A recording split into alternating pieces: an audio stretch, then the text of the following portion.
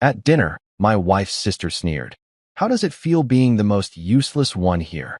My wife and everyone laughed except me. I just smiled and said, "How does it feel knowing this useless one won't be paying your bills anymore?" The moment those words left my mouth, you know that feeling when you're sitting in a room full of people who think they know you, but they don't have a clue? That's exactly where I found myself last Saturday evening, squeezed into one of those uncomfortable antique chairs that Tessa's mom, Patricia, insisted on keeping around her dining room table. The whole setup screamed old Charleston money, the kind that whispers instead of shouts, but makes damn sure everyone knows it's there. The weekend gathering was Patricia's thing. Every month, like clockwork, she'd summon the family for what she called reconnecting over a proper meal. Translation: let's all get together so I can remind everyone how much better my side of the family is than wherever the hell you came from. I've been showing up to these things for 8 years now, ever since Tessa and I got married, and honestly, I should have seen this coming a mile away. There I was, cutting into some overpriced piece of beef that probably cost more than most people's grocery budget for the week, listening to the usual soundtrack of this family's greatest hits. Patricia was going on about some charity gala she was organizing, dropping names like breadcrumbs for anyone desperate enough to follow her social climbing trail. Tessa's dad, Everett, was nursing his third bourbon and nodding along like everything his wife said was pure genius. And Graham, Tessa's younger brother, was doing that thing he always does, trying to sound important while talking about absolutely nothing. But it was Bree who really set the stage for what was about to go down. Tessa's older sister had this way of making every conversation about her, and tonight was no different. She was perched there in her designer dress, the one that probably cost more than my monthly mortgage payment, swirling her wine around like she was some kind of sommelier instead of a failed entrepreneur who couldn't keep a business afloat to save her life. "You know," Bree said, and I could already tell by that tone that whatever was coming next wasn't going to be good. I was telling my friend Sarah about our family dinner traditions, and she was just amazed by how diverse our little group is. Diverse. Right. Code for, look at the charity case we let sit at our table. I kept eating, kept my mouth shut, because that's what I'd learned to do over the years. Don't rock the boat. Don't make waves. Just smile and nod and let them have their little superiority complex, because at the end of the day, family harmony was more important than my ego. Or at least, that's what I kept telling myself. Tessa was laughing at something Ken had said, Bree's husband, who worked in real estate and never missed an opportunity to remind everyone about his latest big sale. The guy was basically a walking LinkedIn post, but he fit right in with this crowd. All flash, all surface, all about looking good instead of actually being good. That's when Bree decided to really go for it. She set down her wine glass with that little deliberate clink that meant she was about to say something she thought was incredibly clever, and she looked right at me with this smirk that I'd seen 1,000 times before. "So, Miles," she said, and the whole table went quiet because everyone could sense what was coming. "How does it feel being the most useless one here?" The words hung in the air like smoke from a cigarette. For a second, nobody moved. Even the grandfather clock in the corner seemed to stop ticking. Then, like someone had pressed play on a movie that had been paused, the laughter started. First Tessa, with this high-pitched giggle that I'd heard her use when she was nervous but trying to fit in. Then Patricia, covering her mouth with her napkin like that made the laughter more polite. Everett let out this deep chuckle, the kind that said he agreed but was trying to be subtle about it. Graham snorted into his beer. Even Ken, who owed me 15 grand from when his real estate deals went south 2 years ago, was laughing like Bree had just delivered the punchline of the century. But here's the thing about moments like that. Time slows down, and you get this crystal clear view of exactly where you stand with people. You see their true faces, stripped of all the polite bullshit and family obligation nonsense. And what I saw around that table was 8 years of barely concealed contempt finally getting its moment in the spotlight. I should have been angry. Hell, I should have been furious. But instead, I felt something I hadn't experienced in a long time. Absolute clarity. It was like someone had just handed me the keys to a door I'd been standing in front of for years, too scared or too stupid to try to handle. So I smiled. Not one of those fake, everything's fine smiles that I'd been wearing to these dinners for nearly a decade. This was different. This was the smile of a man who'd just realized he'd been playing a game where the other players had been cheating the whole time. I set down my fork, dabbed my mouth with the napkin, using those perfect table manners that Patricia had insisted I learn, and looked right back at Bree with that same calm expression I'd perfected over years of swallowing my pride. "How does it feel?" I said, my voice steady and clear enough that everyone could hear every single word. "Knowing this useless one won't be paying your bills anymore."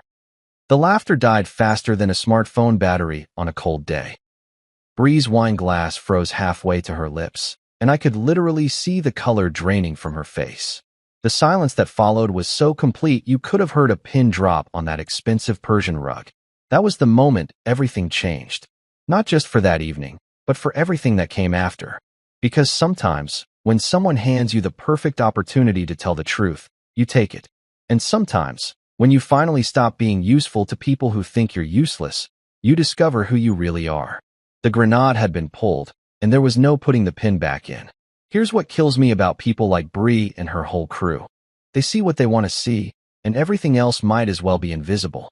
To them, I was just this guy who worked from home in his pajamas, probably playing video games all day while their precious Tessa brought home the real money. They had it all figured out in their heads. I was the deadbeat husband who got lucky enough to marry up into their perfect little Charleston dynasty. If only they knew what I actually did for a living. See, while they were out there networking at country clubs and dropping names at charity galas, I was quietly building something they couldn't even wrap their heads around. Grant consultancy doesn't sound sexy, I'll give you that. When people ask what I do, their eyes usually glaze over before I finish explaining. But here's the thing about grants. There's serious money in them if you know what you're doing, and I've been in this game long enough to know exactly what I'm doing. I started my consultancy, Meridian Grant Solutions, about 10 years ago, right after I got tired of watching nonprofits and small businesses struggle to navigate the bureaucratic nightmare that is federal and state funding. Turns out, I had a knack for translating their real-world needs into the kind of academic jargon that grant committees eat up. More than that, I understood the system, who was funding what, when the money was flowing, and how to position a proposal so it landed on the right desk at exactly the right time. My home office might not look like much to someone expecting corner offices and glass towers, but from that little room overlooking our back garden, I've pulled in more money than most of these people see in their flashiest years. We're talking 6 figures annually, sometimes pushing 7 when I land those big federal contracts. But since I work in shorts and a t-shirt, since I don't drive a BMW or wear a Rolex, since I actually prefer staying home to hitting up networking events, they all just assumed I was some kind of charity case. And Tessa? She was more than happy to let them think whatever they wanted to think. The first time I bailed out Bree's yoga studio was back in 2019. She'd blown through her startup capital in about 6 months. Turns out organic kombucha and crystal healing workshops don't pay the bills quite like she thought they would. She was 3 weeks behind on rent, had creditors calling every day, and was about 2 seconds away from having to shut down the whole operation. I remember the call. Tessa came into my office, tears streaming down her face, begging me to help her sister. She's worked so hard for this, Miles. This studio is her dream. So I did what I always did. I wrote the check. 15 grand to cover back rent and get her current. Another 10 to help with inventory and marketing. $25,000, just like that, because family comes first, right? Did Bree ever thank me directly? Hell no. She thanked Tessa, sent her flowers, posted on social media about how grateful she was for her amazing support system. But when she looked at me at family dinners after that, it was like I was just another piece of furniture. Then there was Graham's DUI situation. Kid got pulled over coming back from some bachelor party in Savannah, blew a .12, and suddenly he's looking at jail time, license suspension, and lawyer fees that would have buried him. His teaching salary wasn't going to cover it, and his parents sure as hell weren't about to tap into their retirement fund for his mistakes. So guess who got the tearful phone call? Guess who ended up covering 12 grand in legal fees, fines, and court costs? And guess who never got so much as a handwritten thank you note? But the real kicker was Tessa's parents and their property tax situation. 3 different times over the years, Everett's investments went sideways, and they found themselves scrambling to cover their annual property tax bill on that big house of theirs. You know, The one they used to host these monthly dinners where they looked down on everyone else. Yeah, that house. Each time, it was the same song and dance. Patricia would call Tessa, sobbing about how embarrassing it would be if they lost the family home, how they'd never live down the shame in their social circle. Tessa would come to me with those big eyes, asking if there was any way we could help just this once. And like an idiot, I'd transfer the money. 8 grand the first time, 12 the second, 15 the third. The really twisted part?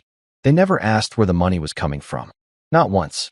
They just assumed their golden daughter had it handled, maybe through some trust fund they'd forgotten about or investment account they didn't know she had. It was easier for them to believe in magic money than to acknowledge that the guy they treated like an unemployed loser was actually keeping their whole family afloat. I kept records of everything. Every transfer, every check, every time I stepped in to save someone's ass while they were busy pretending I didn't exist. Digital records, paper receipts, email chains, bank statements. The whole paper trail sitting right there in my filing cabinet, organized by year and family member. Not because I was planning some big revenge scheme. Hell, I wasn't even thinking about it most of the time. I kept records because that's what you do when you're running a business, when you're responsible with money, when you understand that every dollar going out needs to be accounted for. It's called being an adult. But sitting there at that dinner table, watching them laugh at Bree's little joke, something clicked. 8 years of being treated like dead weight by people who'd been living off my generosity without even realizing it. 8 years of being dismissed and disrespected while I quietly kept their whole world from falling apart. Bree thought she was making a joke about the most useless person at the table. What she didn't realize was that she'd just lit the fuse on 8 years of documented proof that I was actually the most essential person in that room. And now? Now it was time for them to find out what useful really meant. I wasn't always the invisible man at the dinner table. Hell, there was a time when I had dreams that would have knocked these people's socks off, ambitions that made their little Charleston society games look like kindergarten playground politics. But somewhere along the way, I traded those dreams for something I thought was more important, fitting in with a family that never wanted me to fit in at all. Growing up in rural Georgia, about 2 hours outside of Atlanta, I was the kid who always had big plans. My dad, Robert Granger, worked construction his whole life. Honest work that left him with calloused hands and a straight back even when arthritis started setting in. He wasn't much for fancy words or philosophical discussions, but he had this way of dropping wisdom that stuck with you whether you wanted it to or not. Son, he'd tell me while we worked on his old Ford pickup in our driveway, there are 2 kinds of men in this world. The ones who spend their time telling everyone how great they are, and the ones who spend their time actually being great. Guess which ones end up happier? I learned early that actions mattered more than words, that building something real was worth more than talking about building something someday. While my classmates were bragging about what cars they'd drive or what colleges they'd attend, I was actually working, summers at the hardware store, weekends helping dad with side jobs, learning that money earned through sweat meant something different than money that just showed up in your bank account. When I got to Georgia Tech on a partial academic scholarship, I thought I had the world figured out. I was going to be an engineer, design bridges or skyscrapers, leave my mark on the skyline of some major city. I had notebooks full of sketches, ideas for structures that could change how people moved through urban spaces. My professors said I had real talent, the kind of spatial thinking that couldn't be taught. But then I met Tessa during my junior year. She was everything I wasn't: polished, connected, comfortable in social situations that made me want to crawl under a rock. She was majoring in art history, which seemed like the most luxurious thing in the world to a kid who'd worked for every textbook he'd ever owned. When she talked about spending summers in Europe, visiting museums and galleries, it was like listening to stories from another planet. I fell hard, harder than I'd ever fallen for anything in my life. And when she brought me home to meet her family that first Christmas break, I knew I was walking into a different league entirely. The house alone was enough to make my head spin. One of those historic Charleston mansions with more square footage than my entire neighborhood back home. Her family had the kind of casual wealth that didn't need to announce itself, the kind that just assumed everyone around them understood the rules of their particular game. I tried to be myself at first, talked about my engineering projects, my plans for after graduation, the construction work I'd done with my dad. But I could see it in their eyes. That polite confusion people get when they're trying to figure out how to respond to something they don't consider important. Everett would nod and say, "That's nice," in the same tone you'd use with a 5-year-old who'd just shown you a crayon drawing. Slowly, without really noticing it happening, I started changing. Started downplaying the engineering dreams. Started focusing more on what they wanted to hear. Tessa would introduce me to her friends as my boyfriend who's really practical and down to earth, which was code for he's not like us, but he's useful. After we got married, the transformation was complete. They'd found their designated fixer, the guy who could handle the dirty work of actually solving problems while they focused on the important business of looking good and feeling superior. Need someone to research contractors for the kitchen renovation? Call Miles. Having trouble with the insurance company after the fender bender? Miles will handle it. Tax situation getting complicated? Miles knows about that stuff. I became their personal Google, their human Wikipedia, their go-to guy for anything that required actual work instead of just connections and charm. And the crazy part? I was good at it. Really good. I had this knack for cutting through bureaucratic nonsense, for finding solutions that other people missed, for making complicated problems simple. That's how I ended up in grant consulting in the first place. After college, I took a job with a nonprofit in Charleston, helping them navigate federal funding applications. I was making decent money, but nothing spectacular.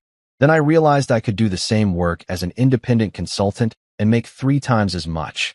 My father always said, "Strong men don't boast. They build." So I built.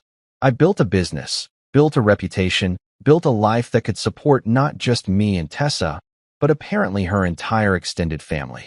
I built it quietly, without fanfare, without asking for recognition. But I also built something else without realizing it. A prison made of other people's expectations. They called themselves achievers, these people. Bree with her failed business ventures that I kept funding. Graham with his teaching job that barely covered his car payment. Tessa's parents with their social climbing and their house that they couldn't actually afford to maintain. They measured success by how things looked from the outside, by what kind of car you drove, and which country club accepted your membership application. Meanwhile, I was actually achieving things. Building wealth, solving problems, creating value. But because I wasn't flashy about it, because I didn't wear my success like a damn peacock, they assumed I wasn't successful at all. My father had been right about strong men building instead of boasting. But he'd left out one crucial piece of advice. Strong men also know when to walk away from people who mistake their strength for weakness. And sitting at that dinner table, listening to them laugh at their own cruelty, I realized I'd been wearing a mask for so long that I'd almost forgotten what my real face looked like underneath.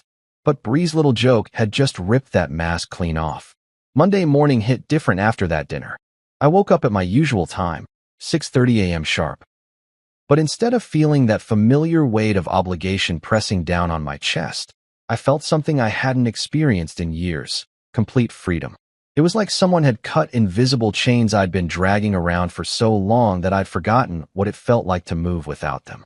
Tessa was still asleep next to me, probably dreaming about damage control for whatever fallout she was expecting from Saturday night. She had this way of compartmentalizing unpleasant situations, just pushing them into some mental box where she could deal with them later. Classic Tessa. Avoid the mess until it becomes impossible to ignore. I made my coffee, real coffee, not that overpriced artisanal stuff her family always insisted on serving, and sat down at my computer. Time to get to work, but not the kind of work I usually did on Monday mornings. First stop, my banking app. Over the years, I'd set up automatic transfers to make everyone's life easier. $3,000 every month to cover Bree's commercial rent on that yoga studio. $1,500 for her business insurance. Another $2,000 that went into what I privately called the Family Emergency Fund, the account that somehow always got tapped whenever someone in Tessa's family had a financial crisis. Then there was the education fund I'd been contributing to for Tessa's nephew, Jackson. Kid was smart as hell, probably smarter than any of the adults in his family, and I'd been quietly setting aside money for his college expenses since he was in middle school. $500 a month, every month, because someone needed to think about that boy's future even if his own parents were too wrapped up in their drama to plan ahead. One by one, I canceled every single automatic transfer. Click, click, click. 8 years of financial obligation disappearing with a few mouse clicks. It was surprisingly easy, like deleting spam emails or clearing your browser history. All those monthly payments that had become as routine as brushing my teeth, gone in less than 10 minutes. The immediate aftermath was silence. Beautiful, perfect silence. No phone calls, no text messages, no emergencies that required my immediate attention and financial intervention. For 3 whole days, it was like the universe had hit a pause button on the constant stream of other people's problems that somehow always became my problems. But Friday? Friday was when reality came knocking. My phone started buzzing around 10 a.m. First call was from a number I didn't recognize, probably Bree's accountant or her landlord's office. I let it go to voicemail. Then another call, this one from Bree herself. Voicemail again. Then a text message that was basically a string of question marks and exclamation points, which pretty much summed up Bree's communication style in general. By noon, my phone was lighting up like a Christmas tree. Bree had apparently discovered that her rent payment had bounced, and she was working her way through every possible explanation except the obvious one. Maybe it was a banking error. Maybe there was some kind of technical glitch. Maybe the automatic transfer system had malfunctioned. The voicemail started getting progressively more frantic. Miles, honey, I think there might be a problem with the bank. Can you call me back? Then, Miles, this is serious. I need to talk to you right away. And finally, Miles, what the hell is going on? Call me back now. I didn't call her back. Around 2 p.m., Tessa called. I could hear the tension in her voice before she even said hello. Babe, what's going on? Bree's absolutely furious. She says her rent payment didn't go through, and apparently it's connected to one of our accounts somehow. I loved how she phrased that. One of our accounts somehow. Like she had no idea that I'd been covering her sister's business expenses for the better part of 4 years. Like she'd genuinely forgotten about all those conversations where she'd asked me to help out just this once, or cover things until Bree gets back on her feet. I canceled the transfers, I told her, keeping my voice as calm and matter-of-fact as if I was telling her I'd picked up dry cleaning. You what? I'm no longer subsidizing ungrateful people. Let her figure it out. There was this long pause where I could practically hear the gears grinding in Tessa's head. She was trying to process what I'd just said, trying to figure out if I was serious or if this was some kind of elaborate joke that she wasn't getting. Miles, you can't be serious. She's family. She's your family. I've just been your ATM. Tessa laughed. Actually laughed. Like I'd just told her the most ridiculous thing she'd ever heard. Oh my God, you're being so dramatic. Look, I get that your feelings were hurt at dinner, but this is taking it way too far. Just call the bank and fix whatever you did, okay? That laugh was everything I needed to hear. It told me exactly how seriously she was taking this whole situation, exactly how much she understood about what had been happening for the past 8 years. In her mind, this was just some temporary tantrum that I'd get over once I cooled down. A little blip in the normal order of things where Miles quietly takes care of everyone else's problems while they go about their lives pretending he doesn't exist. I'm not calling anyone, I said, and I'm not fixing anything. Bree wanted to know what it felt like being the most useless one at the table. Now she gets to find out what it feels like when the most useless one stops being useful. The line went quiet for a long moment. When Tessa spoke again, her voice had shifted from amused to worried. Miles, honey, I think you need to take a step back and think about this rationally. You're talking about cutting off my sister, my family. Do you understand what that means? Yeah, I said, watching a cardinal land on the bird feeder outside my office window. It means they're about to learn the difference between being independent and being subsidized. Should be educational. But I wasn't done yet. Not even close. Because canceling the monthly transfers was just the appetizer. The main course was going to be a real eye-opener for everyone involved, especially Bree. That evening, I was sitting in my office going through client files when I heard the front door slam hard enough to rattle the windows. Tessa's heels clicked across our hardwood floors like machine gun fire, each step getting louder and more deliberate as she made her way toward my office. I didn't need to look up to know what kind of mood she was in. The sound of her footsteps told me everything I needed to know.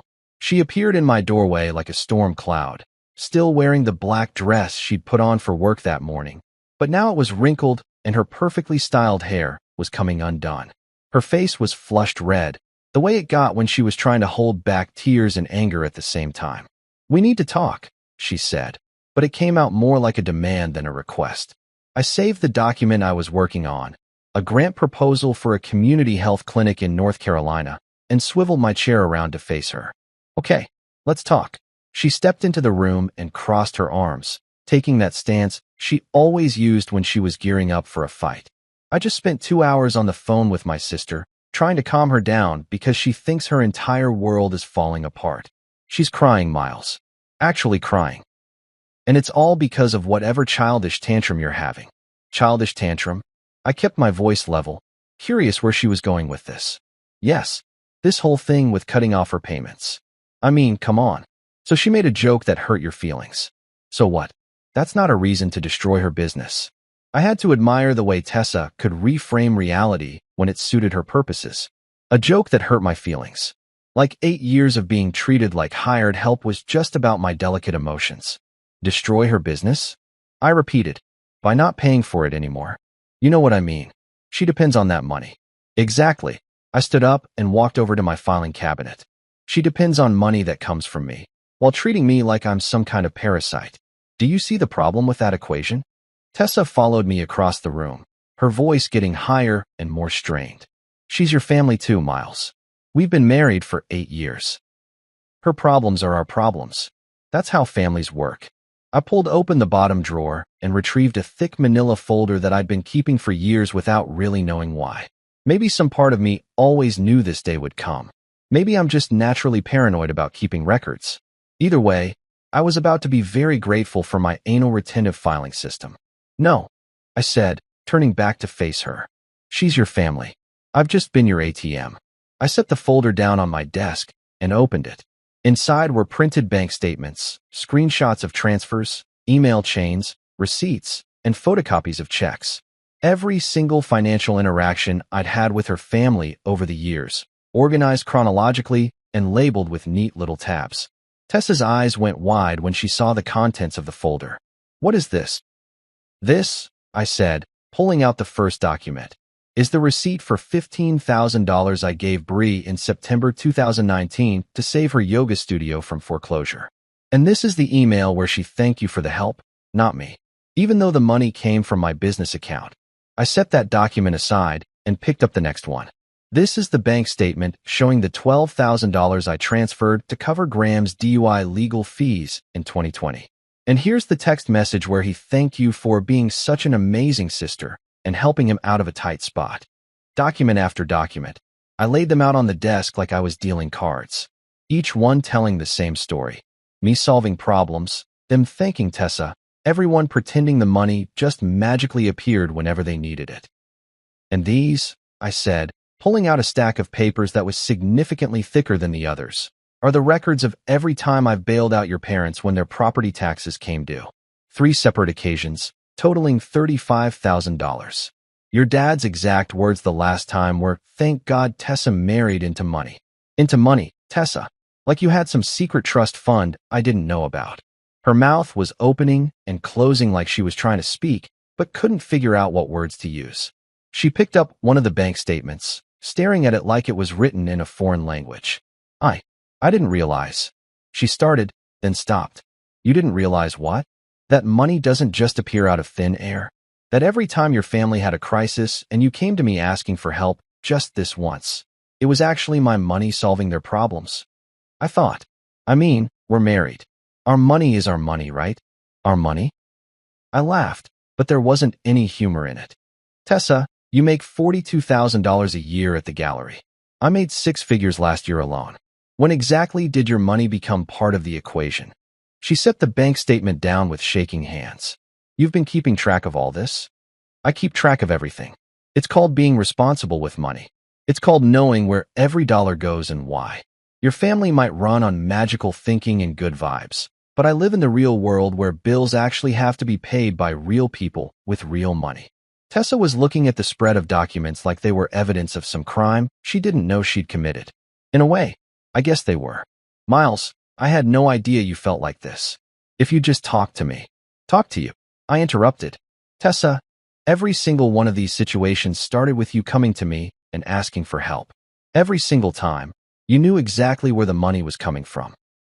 You just never bothered to make sure anyone else knew. She was crying now, which should have made me feel guilty. A few weeks ago, it would have made me feel guilty. But right now, looking at 8 years of documented evidence that my own wife had been treating me like a silent partner in my own marriage, I just felt tired. I never meant for it to be like this, she whispered. But it was like this. For 8 years, it was exactly like this. And the worst part? You were okay with it. You were okay with letting your family think I was useless as long as I kept being useful to them. I started gathering up the documents, putting them back in the folder in the same careful order I'd kept them in. What happens now? Tessa asked. I looked at her, really looked at her, maybe for the first time in years. She was still beautiful, still the woman I'd fallen in love with in college. But she was also someone who'd spent 8 years allowing her family to treat me like garbage while benefiting from my generosity. Now, I said, closing the folder, they get to find out what independence actually costs. But I wasn't done revealing the depth of this situation. Not even close. The silence in my office stretched out like a rubber band about to snap. Tessa was still staring at the folder of documents, probably trying to process the fact that her husband had been keeping meticulous records of every financial favor he'd done for her family. But what she didn't know, what none of them knew, was that the monthly transfers were just the tip of the iceberg. I walked over to my safe, the small fireproof one I kept behind my desk for important documents. Tessa watched me dial in the combination, her eyes red-rimmed but alert. She probably figured I was getting out more bank statements, maybe some additional receipts that would make her feel even worse about the situation. She had no idea what was coming. You remember 2018, right? I said, pulling out a legal-sized envelope that had been sitting in my safe for 6 years. When Bree's yoga studio was about to go under? Of course I remember. That's when you helped her out with the rent money. Not just rent money, Tessa. She was 2 weeks away from total foreclosure. The landlord had already started eviction proceedings. Her equipment suppliers were threatening to repossess everything. She owed money to everyone. The electric company, the water company, her insurance provider. We're not talking about a little cash flow problem. We're talking about complete business failure. I sat back down and set the envelope on the desk between us. It was thick, official-looking, with the letterhead of Morrison & Associates, the law firm I'd used to handle the paperwork. She came to our house on a Tuesday night. I continued. Do you remember that? Crying so hard she could barely speak, begging for help. Said she'd do anything, sign anything, agree to anything if I could just save her business. Tessa nodded slowly. I remember. She was a mess. She was desperate. And desperate people make desperate decisions. I opened the envelope and pulled out a document that had been notarized, witnessed, and filed with the state of South Carolina. So when I agreed to bail her out, I made sure there were some conditions. I handed her the contract. Tessa took it with shaking hands and started reading. I watched her eyes move across the page, saw the exact moment when she reached the crucial paragraph, because her face went completely white. Miles, she whispered, this says. It says that in exchange for the $25,000 I provided to save her business, plus an additional $15,000 for operating capital, Bree signed over 51% equity in Sacred Space Yoga Studio to me. I leaned back in my chair. I'm not just her benefactor, Tessa. I'm the majority shareholder. The document slipped from her fingers and fluttered to the floor. You own her business? Majority shareholder, I corrected. Which means I have controlling interest in all major business decisions. Hiring, firing, lease agreements, expansion plans, profit distribution, all of it goes through me. Tessa was shaking her head like she could make this information disappear through sheer force of will. But she's been running it like it's hers. She makes all the decisions. She makes day-to-day operational decisions because I've allowed her to. But legally, contractually, I own 51% of everything. The equipment, the client list, the lease agreement, the business name, all of it. I picked up the contract from where it had fallen and flipped to the signature page. There it was in black and white. Bree's flowing signature right next to mine, with a notary seal and 2 witnesses. Completely legal, completely binding, completely forgotten by everyone except me. How could you not tell me about this? Tessa's voice was barely above a whisper. How could you not know about this? You were there when she signed it. You were sitting right there at our kitchen table when I explained the terms to her. I thought it was just paperwork, like a loan agreement or something. It was paperwork. Very specific paperwork that transferred ownership of her business to me in exchange for the money I was providing. She read it. Tessa, her lawyer, reviewed it. She understood exactly what she was signing. Her lawyer, the one I paid for, because she couldn't afford legal representation, remember? So I hired Morrison and Associates to represent her interests and make sure she understood the contract completely. Cost me another $3,000, but I wanted everything to be completely above board. Tessa was looking at me like I was a stranger. You've been keeping this secret for 6 years? I haven't been keeping it secret. I just haven't been broadcasting it. There's a difference. The paperwork is filed with the state. It's a matter of public record. Anyone who bothered to look could have found it. But Bree doesn't know. Bree knows. She just chooses not to think about it. It's easier for her to pretend she's an independent business owner than to acknowledge that she's essentially been working as my employee for the past 6 years. I pulled out another document from the envelope, the operating agreement we'd signed along with the equity transfer. According to this, as majority shareholder, I'm entitled to 51% of all profits generated by the business. I've never claimed that money, never asked for it, never even mentioned it. I've been letting her keep 100% of the profits from a business I majority own. Why would you do that? Because family comes first, right? Because we help each other out. Because that's what good people do. I met her eyes. But apparently, being good people only applies to me. Everyone else gets to be selfish. Tessa was crying again, but this time it wasn't just sadness. It was the kind of crying that happens when you realize the world isn't what you thought it was. When the foundations of everything you believe turn out to be built on quicksand. Miles, I swear I didn't know. I mean, I knew you'd helped her, but I had no idea it was like this. No, I said. You didn't want to know. None of you did. It was easier to just assume the money fairy was taking care of everything. I put the contract back in the envelope and returned it to my safe. So when Bree made her little joke about me being the most useless person at the table, she was essentially insulting her own business partner. The person who owns the majority stake in everything she thinks she's built. What are you going to do? That was the million-dollar question, wasn't it? What exactly was I going to do with this information? For 6 years, I'd been content to let Bree run her business and pretend it was entirely hers. I'd been the silent partner, the invisible investor, the guy who owned everything but claimed nothing. But things were different now. Now I had been publicly humiliated by someone who owed her entire livelihood to my generosity. Now I was done being invisible. Well, I said, I think it's time I started acting like a majority shareholder. Sunday afternoon rolled around like clockwork, and for the first time in 8 years, I was actually looking forward to. Not because I expected anything pleasant, hell no, but because I knew this was going to be the last time I'd ever sit at that table as the family punching bag. Today, I was walking in with a purpose that had nothing to do with keeping the peace. I dressed carefully for the occasion. Nothing fancy, just clean jeans and a button-down shirt, the same kind of outfit that had been earning me condescending looks for years. But this time, I made sure to bring something extra, my leather messenger bag, the one I used for business meetings. Inside was a single manila folder containing documents that were about to change everything. Tessa had been walking around our house like a ghost all weekend, barely speaking to me except to ask if I was really going through with this whole thing. She still didn't seem to understand that there was no going back from here, no magical reset button that would put us back to the way things were before her sister decided to publicly humiliate me. The drive to her parents' house was dead silent.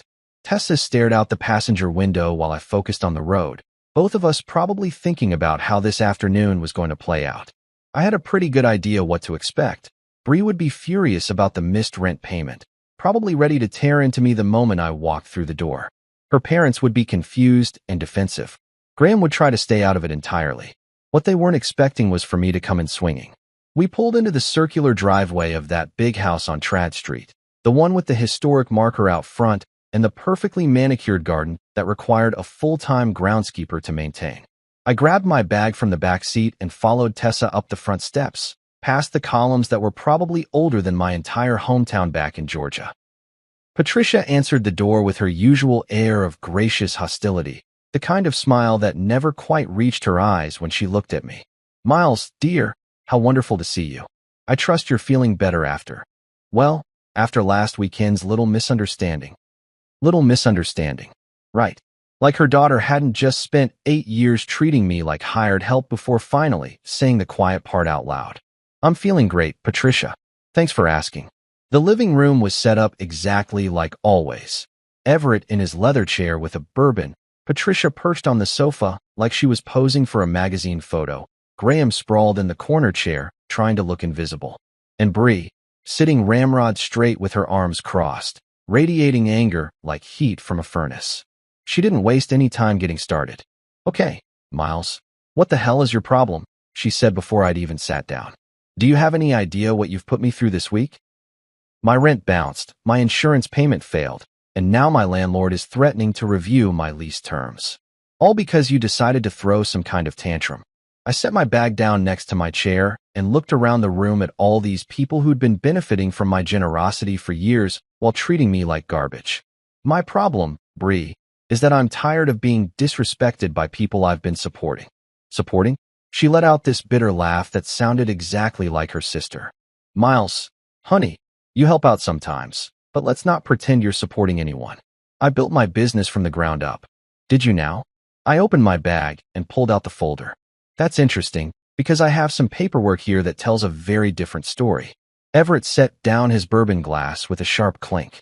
Now hold on, son. I don't know what kind of documents you think you have, but I want my company back, Bree interrupted, her voice getting shrill. Whatever weird financial arrangement you think you have with my business, I want it stopped. Today, the room went quiet. Even Graham looked up from his phone. Your company? I said, keeping my voice perfectly calm. Bree, I don't think you understand the situation you're in. I opened the folder and pulled out the equity transfer agreement, the same one I'd shown Tessa a few days earlier. What you built from the ground up was actually built with $40,000 of my money, in exchange for which you signed over 51% ownership of Sacred Space Yoga Studio to me. I handed the document to Everett, who put on his reading glasses and started scanning the pages. I watched his face change as he read, saw the exact moment when the reality of the situation hit him. This can't be right, he said, but his voice had lost all its authority. It's completely right. Notarized, witnessed, filed with the state. Your daughter has been operating my business for the past 6 years. Bree lunged forward and snatched the papers from her father's hands. This is bullshit. You tricked me into signing this. I was desperate. I wasn't thinking clearly. You had a lawyer, I said. I paid for your lawyer. Morrison and Associates reviewed every line of that contract to make sure you understood exactly what you were agreeing to. Patricia was looking back and forth between the document and my face like she was trying to solve a puzzle. But Miles, dear, why didn't you ever mention this before? Because I was trying to be a good family member. I was trying to let Bree run her business and maintain her dignity while I stayed in the background. But apparently, staying in the background just made it easier for everyone to forget that I exist. Everett stood up, trying to reclaim some kind of control over the situation. Now see here, boy, I don't know what kind of game you think you're playing, but you're tearing this family apart. No, Everett, I'm not tearing anything apart. I stood up too, meeting his glare with steady eye contact. I'm the one who's been holding it together. I reached into my bag and pulled out another stack of papers, bank statements, canceled checks, transfer confirmations. Everything I'd shown Tessa, plus a few additional documents I'd printed out for this specific occasion. Graham's DUI legal fees, your property tax bailouts, Bree's business loans, Tessa's nephew's education fund. 8 years of financial records showing exactly who's been keeping this family afloat while you all pretended I was dead weight. I spread the documents across Patricia's antique coffee table like I was laying out a poker hand. $47,000 to Bree, $12,000 to Graham, $35,000 to you and Patricia. That's almost $100,000 of my money that went to solving your family's problems. The silence that followed was so complete I could hear the grandfather clock ticking in the hallway. I want an apology, I said, and I want acknowledgement of what I've done for this family. Bree was staring at the contract like it was a snake that might bite her. I want my business back. Then buy me out, I said. 51% of current market value, plus the $40,000 in principal I originally invested, plus 6 years of accumulated interest, should come to about $120,000. Her face went white. I don't have that kind of money. Then I guess you're working for me now.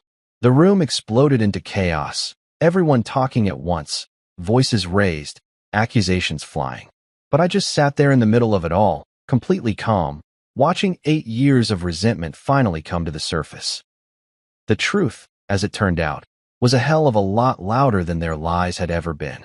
1 week later, I was sitting in my office reviewing a grant proposal for a community college in Tennessee when the doorbell rang.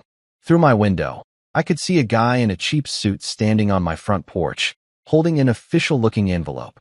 Process server. I'd been expecting this ever since the family dinner from hell, so I wasn't surprised when he handed me legal documents with my name on them. What did surprise me was how fast Bree had managed to pull it together. The woman who couldn't balance her own checkbook had somehow found herself a lawyer and filed a lawsuit in less than a week. I had to give her credit for efficiency, even if everything else about this situation was completely insane. The complaint was exactly what I'd expected.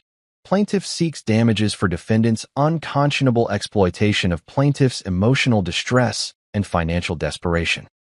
In plain English, she was claiming I'd taken advantage of her when she was desperate and tricked her into signing over her business.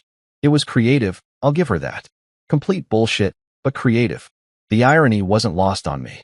The same woman who'd spent 6 years treating me like I was invisible was now accusing me of being some kind of manipulative mastermind who'd orchestrated an elaborate scheme to steal her yoga studio. According to her version of events, I was apparently both completely useless and diabolically clever. I called Sandra Wu's office that afternoon. I'd worked with Sandra before on some contract disputes related to my consulting business, and she had a reputation for being absolutely ruthless when clients tried to pull fast ones on her. She was exactly what I needed for this situation. Her office was in one of those converted historic buildings downtown, all exposed brick and modern furniture that cost more than most people's cars. Sandra was waiting for me in her conference room when I arrived, already reviewing copies of the documents I'd faxed over. So, she said without looking up from the paperwork, "Your sister-in-law is suing you for being too generous." That's a new one. Apparently generosity is a crime now if you document it properly.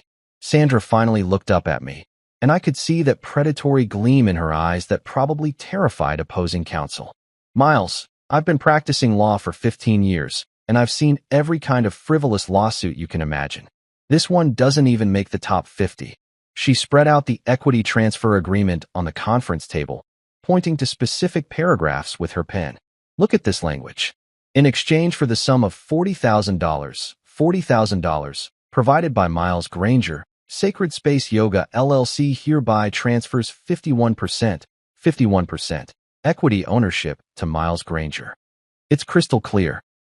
No ambiguity, no complex legal jargon, no fine print.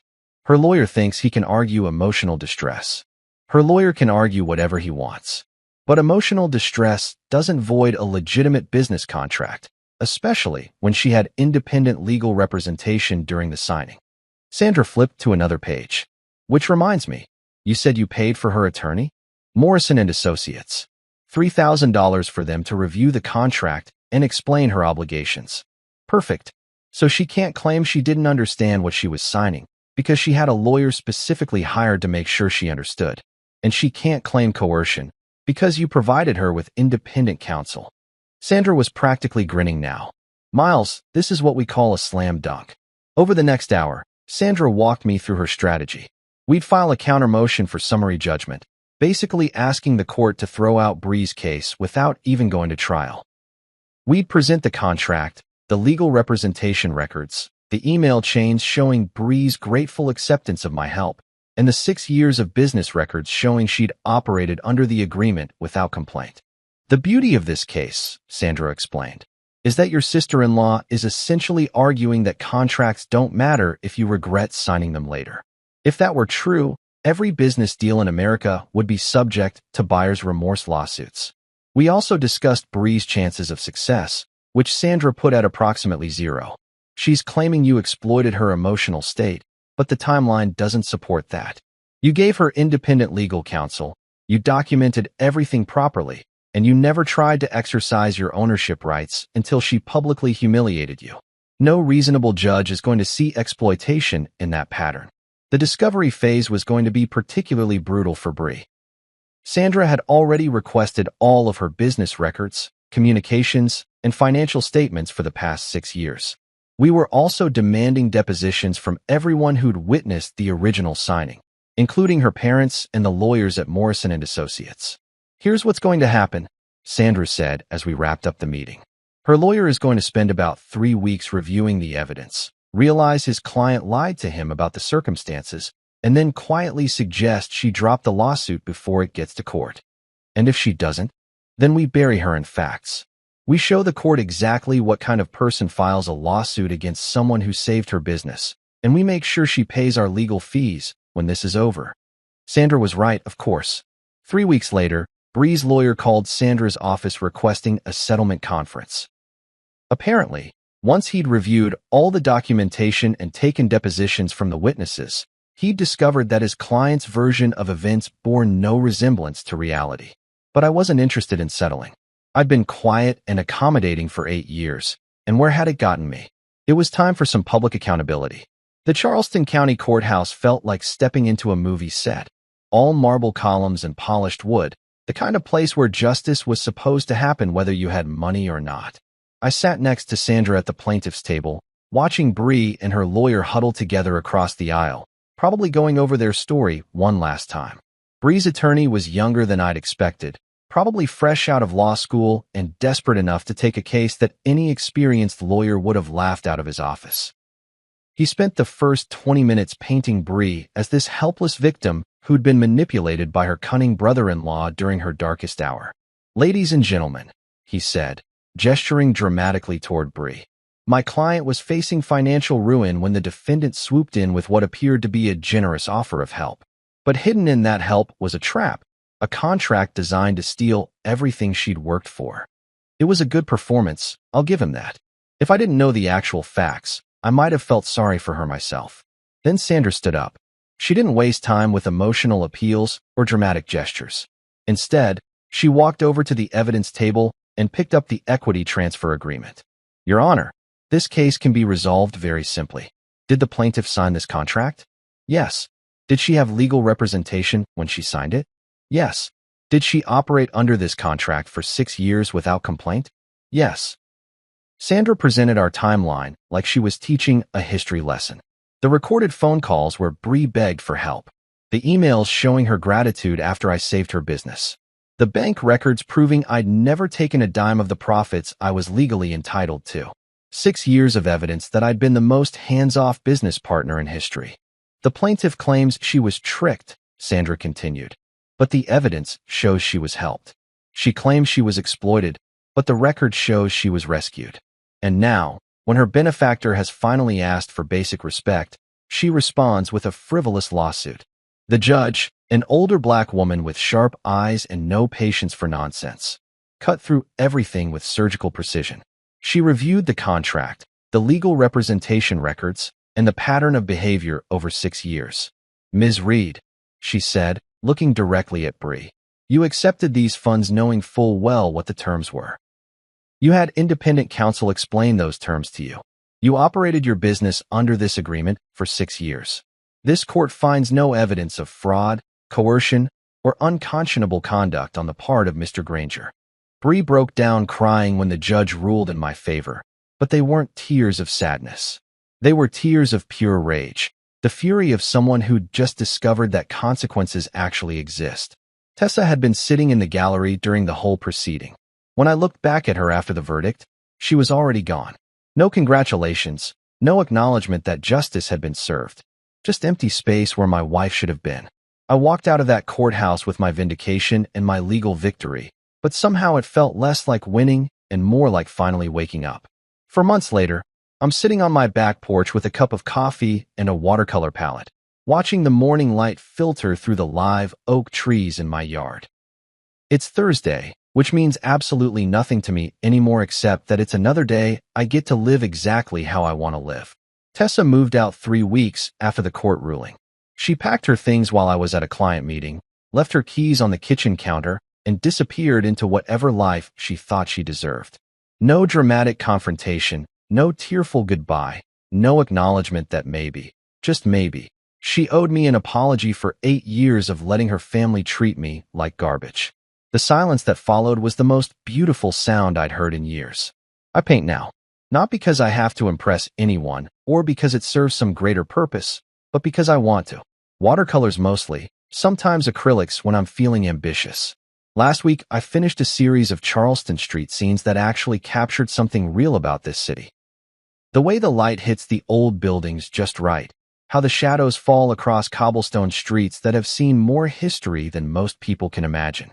Bree's yoga studio is still standing, barely. Turns out when you have to actually pay your own bills instead of relying on your invisible benefactor, running a business gets a lot more complicated. I haven't exercised my ownership rights, haven't demanded my share of the profits, haven't interfered with her operations at all. I'm just letting her figure out what independence actually costs. She'll probably make it. Bree's a lot of things: ungrateful, entitled, cruel when she thinks she can get away with it. But she's not stupid. The question is whether she'll learn anything from this experience or just find someone else to subsidize her dreams. I cook dinner for myself every night now. Real meals, not just whatever was easiest after a long day of taking care of everyone else's problems. Tonight, I'm making shrimp and grits, the way my grandmother taught me when I was 12 years old. Simple food, honest ingredients, no pretense required. Sometimes I think about dating again. There's this woman who works at the coffee shop downtown, always has paint under her fingernails and reads actual books instead of scrolling through her phone. We've talked a few times about art, about Charleston, about how sometimes the best conversations happen with strangers. Maybe something will come of that. Maybe it won't. For the first time in 8 years, I'm okay with not knowing. Because here's what I learned. When someone calls you useless, they're really telling you how useful you've been to them. And that's your cue to walk away and discover who you are when you're not carrying everyone else's weight. I'm lighter now. Free. And I wouldn't trade this.